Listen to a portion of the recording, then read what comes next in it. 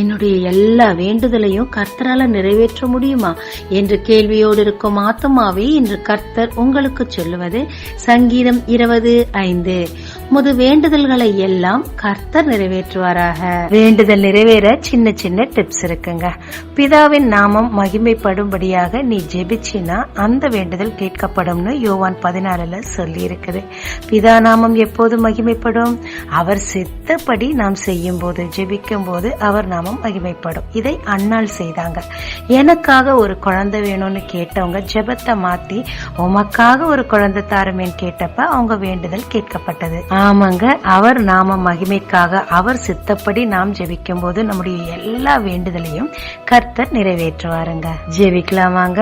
தேவரீர் நாம மகிமைக்காக உன் சித்தத்தின்படி ஜெபிக்க எனக்கு கற்றுத்தந்து என் வேண்டுதல்கள் எல்லாவற்றையும் நிறைவேற்றும். இயேசு மூலம் பிதாவே, ஆமென். இயேசு கிறிஸ்துவின் நாமத்தில் இந்த நாளில் உங்களை ஆசீர்வதிக்கும் ஜீசஸ் விஷன்.